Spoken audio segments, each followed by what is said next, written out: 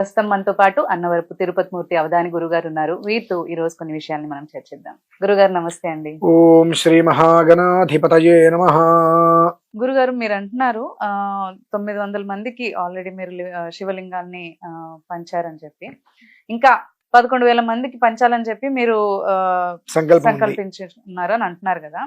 అయితే ఒక టాక్ ఏముంటుంది అంటే, మనకి శివలింగాన్ని ఇంట్లో పెట్టుకొని పూజించకూడదు, అసలు ఇంట్లో పెట్టుకోకూడదు, దానివల్ల ఇంకేవో మనకు ప్రాబ్లమ్స్ వస్తాయని చాలా మంది అంటూ ఉంటారు. అయితే మీరేమో నిత్యం అభిషేకం చేయాలి ఇంట్లో పెట్టుకుని అని అంటున్నారు. అంటే ఎవరు నిజం చెప్తున్నట్టు, ఎవరు అబద్ధం చెప్తున్నట్టు, అసలు ఎవరు మోసం చేస్తున్నారు అంటారు? అంటే ఏ మాట మోసం చేస్తుందంటారు జనాల్ని? ఇక్కడ మోసం అన్యాయం అనేటువంటి మాటకి తావులేదు.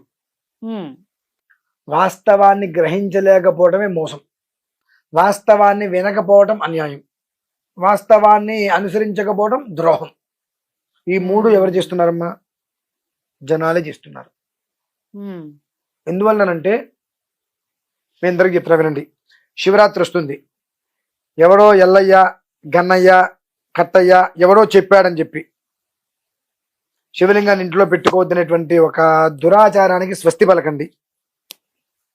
శివలింగం ఇంట్లో పెట్టుకుంటే కొంపేమి కాలిపోదు, కూలిపోదు, గుర్తుపెట్టుకోండి. ఇప్పుడు ఎందుకని అనాల్సి వచ్చిందంటే మీ మాట, పూర్వంలో ఒక మాట ఉంది, శివాలయం లేని గ్రామం శ్మశానంతో సమానమని.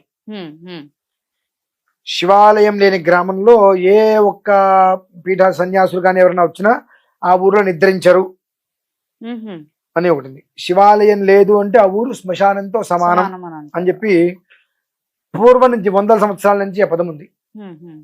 అందుకనే చిన్నదో పెద్దదో ప్రతి ఊర్లోనూ శివాలయం ఏదో ఒకటి ఖచ్చితంగా ఉండేది.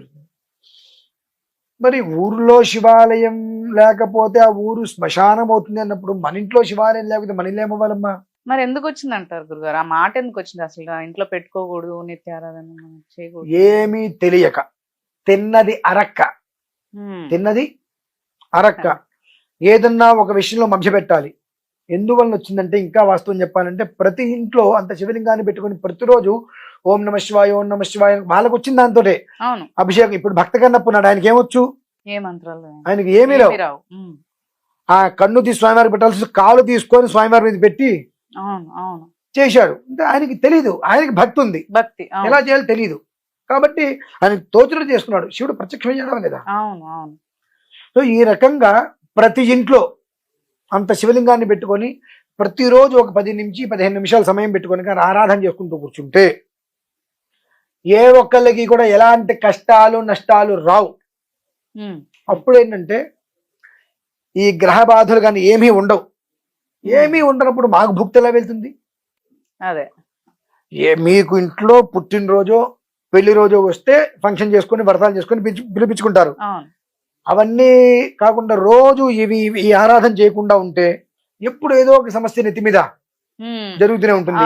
కనుక ఆ గ్రహం ఈ గ్రహం అని చెప్పి ఇదేదో పూజలు పురస్కారాలతో మాకు కూడా భక్తి వెళ్తుంది. ప్రతి ఇంట్లోనూ కూడా శివలింగాన్ని పెట్టుకోండి అని చెప్తే ప్రతి మనిషి విభూతిర్భూతిరైశ్వర్యమణిమాదికమిష్టధ ప్రాప్తి ప్రాకామ్యమీషత్వం వశిత్వం చాష్టసిద్ధయ ఆ మంత్రంతో భస్మం స్వామివారి మీద వేసి అది పెట్టుకుంటే అదే ఐశ్వర్యం. విభూతి భూతి ఐశ్వర్యం అనిమా దష్టసిద్ధులను తీసుకొచ్చి పెడుతుంది. దీనికి ఉదాహరణగా భక్త గణపని మనం తీసుకోవచ్చు. ఆయన ఆటవికుడు, ఆయనకి ఏమీ తెలియదు. శివలింగాన్ని చూశాడు, ఆయనకి ఏదో చెయ్యాలనుకున్నాడు, ఆయన మాంసమేగా ప్రసాదంగా పెట్టింది. ప్రశ్నించినప్పుడు కూడా ఏంటి మీరు మాంసం ప్రసాదంగా పెడితే కూడా ప్రత్యక్షం అవుతున్నారా వెళ్తారా అని అడిగితే కూడా లేదు, భక్తి ఉంది తనకి అని. ప్రధానం భక్తి. నువ్వేం పెట్టావని కాదు, నీకేం దొరకలా, ఏదన్నా పెట్టాలి. ఆయన ఆకలితో ఉన్నాడు, మనకు ఆకలి వేస్తే ఎలా ఉంటుందో తెలుసు. ఆయన ఆకలితో ఉన్నాడు, మనం ఏం తింటాం, మనకు దొరికింది ఇదే కాబట్టి మనం తింటున్నా, అందుకు వరదామని పెట్టాడు. భక్తితో పెట్టాడు, ఆప్షన్ లేదు ఇంకా అతనికి, వేరేవేవి పెట్టాడు. భగవంతుడు దాన్ని ప్రేమగా స్వీకరించాడు, ప్రత్యక్షమయ్యాడు. మనం అందులో ఉన్నటువంటి భక్తిని మనం చూడాలి. ఇవాళ మనకి అన్ని దొరికిన తర్వాత నచ్చేస్తా అంటే పాపం.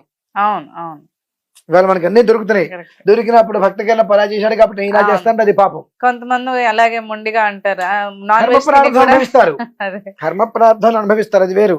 నాన్ వెజ్ తిని గుడికి వెళ్ళొద్దు, పూజ చేయకూడదు అని అంటే ఈయన నాన్ వెజే పెట్టారు, ఇంక నేను తినే వెళ్తామో అంటే చేసుకుని వెళ్ళొచ్చు. అసందర్భ ప్రేలాపన అంటారు దానికి. దానికి మనం అటువంటి వాళ్ళకి మనం సమాధానం చెప్పకపోవడమే మన ధర్మం. సమాధానం చెప్పి చీ అనిపించుకోవడం కన్నా మీ ఇష్టం ఆయన అనుభవించండి అని చెప్పి వదిలేయడంతో. అవును. కాబట్టి ఏంటంటే శివలింగం లేని ఇల్లు శ్మశానంతో సమానం అమ్మ. ఎందువల్లనంటే ఒక శివలింగం ఇంట్లో ఉంది అంటే పొద్దున్నే దీపారాధన చేసుకోవాలని చెప్పి 4:30-5 లోపు నిద్ర లేచి బ్రాహ్మీ ముహూర్తంలో కల్లాపు జల్లుకొని 4 గీతలు ముగ్గేసుకొని స్నానం చేసి వచ్చి ఈశ్వరాభిషేకం చేసుకుంటారు. శివలింగం లేకపోతే 7-8 ఇంకా రాక్షస సమయాల్లో నిద్రలేస్తారు. అంటే ఇవన్నీ పెట్టడానికి మూల కారణాలమ్మా. రాక్షస సమయంలో నిద్రలేస్తారు. ఉదయం సూర్యోదయానికి ముగ్గు లేకపోతే ఆ ఇల్లు శ్మశానంతో సమానం. ఇల్లు సూర్యోదయానికి ముగ్గు లేకపోతే సరే. ఇప్పుడంటే ఈ పండగలు వచ్చిన రాత్రి పూట రథం ముగ్గులు వేసుకొని ఊరి చివరి రోజులకి వెళ్తున్నారు, అవి వేరు. కానీ సూర్యోదయానికల్లా ఇంటి ముందు ముగ్గు ఉండాలి. ఉషోదయం, అరుణోదయం, సూర్యోదయం అంటే ఈ ఉదయాలకల్లా ఇంటి ముందు ముగ్గు ఉండి ఇంట్లో అభిషేకం చేసుకోగలగాలి. ఆ ఇల్లు ఎప్పుడూ కూడా ప్రశాంతమైన వాతావరణానికి నిలయం. ఈశ్వరుడు 24/7 అక్కడే కూర్చుని ఉంటాడు. ఇక్కడ విధానం ఏంటంటే ఈశ్వరుడు అక్కడే కూర్చుని ఉంటే వాళ్ళకి సమస్య ఎందుకు వస్తుంది కదా. ఇవి కారణాలు. ఈ కారణాలను దృష్టిలో ఉంచుకొని ఇవి పెట్టింది కూడా ఎవరు అంటే విషయ పరిజ్ఞానం లేనివారు, చదువుకున్నవారు, విషయ పరిజ్ఞానం ఉన్నవారు, ధర్మాత్ములు. వీళ్ళు పెట్టలేదమ్మా ఈ విషయాన్ని.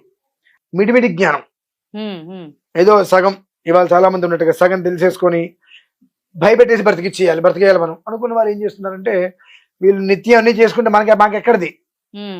కొంతమంది ఉంటారు ఊర్లో ఎప్పటి నుంచో పెద్ద పెద్ద వాళ్ళు ఉంటారు, మా అయ్యగారు అంటే దేవుడు అని చెప్పి పండిన ప్రతి పంట తీసుకొచ్చి ముందు వాళ్ళకి ఇస్తూ ఉంటారు. పాడి పంట ఏదైనప్పటికీ కూడా తీసుకొచ్చి వాళ్ళ ఇంట్లో ఇచ్చి వాళ్ళ ఆశీర్వాదాలు పొందుతుంటారు. ఆ ఊర్లో పెళ్లిళ్ళు ఏమైనా జరిగితే పెద్దగా ఆశీర్వాదాన్ని పిలిపించి తర్వాత వాళ్ళ ఇంటికే వెళ్తారు. దంపతుల్ని తీసుకుని వాళ్ళ ఇంటికే వెళ్ళి ముందు అక్కడ పెళ్లి పందిట్లో ఆశీర్వచనం చేయించుకుంటారు. తర్వాత దంపతులు ఇద్దరిని వాళ్ళ ఇంటికి తీసుకెళ్లి పాడి ఉప్పు ఇవన్నీ పప్పు బియ్యం అన్ని కూడా ఒక నెలకు గ్రాసం తీసుకెళ్లి మా అయ్యగారు అంటే తండ్రి అనుకుంటూ తీసుకెళ్లి ఇచ్చి సంస్కారం తీసుకుని వస్తూ ఉంటారు. అలా చదువు సంస్కారంతో ఉన్న వాళ్ళ జీవితం అలా వెళ్తూ ఉంటుంది ప్రశాంతంగా.